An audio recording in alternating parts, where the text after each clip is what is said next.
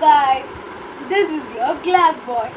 இன்னைக்கு நம்ம பார்க்க போற கண்டென்ட் என்ன தெரியுமா? அதுதான் சிகரங்கள். நமக்கு நல்ல குவாலிட்டியோட இருக்க மனிதர்களை நாம் சிகரம் மாதிரி நம்ம மனதில் வச்சு உயர்த்தி வச்சு கொண்டாடப்படுகிறோம். கரெக்டா?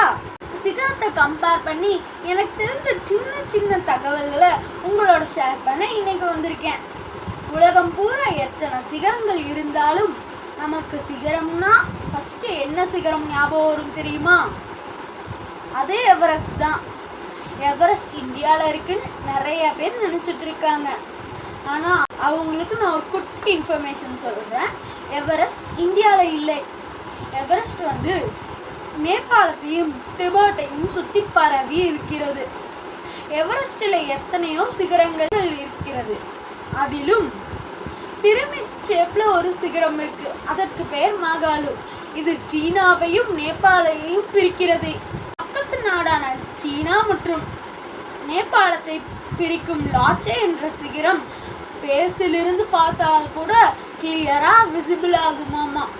இது தெரிஞ்சிருந்தா உங்கள் கருத்தை இதில் கமெண்ட் பண்ணிட்டு போங்க.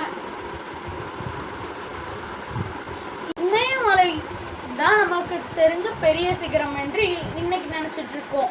ஆனால் 18வது செஞ்சுரியில் கஞ்சன்ஜுங்கா தான் பெரிய சிகரம்னு மக்கள் நம்பிட்டு இருக்காங்க.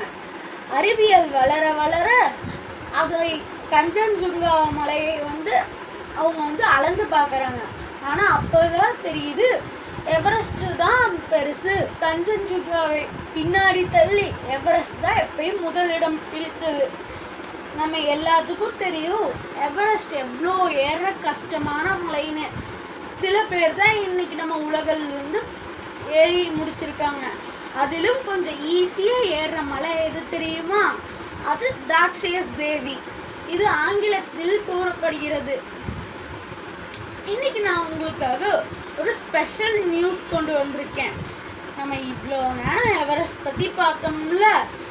எங்கள் அம்மா எனக்கு சின்ன வயசுலேருந்து சொல்லிட்டு இருந்தாங்க. நமக்கு தெரிஞ்ச சீதா மிதிலை நகரத்தில் நேபாளத்தில் தான் பிறந்தாங்களாமா.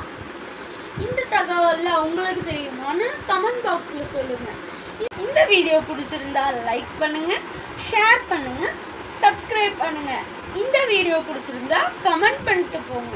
அப்புறம் நம்ம கிளாஸ் பாய் அடுத்த வீடியோவில் பார்க்கலாம்.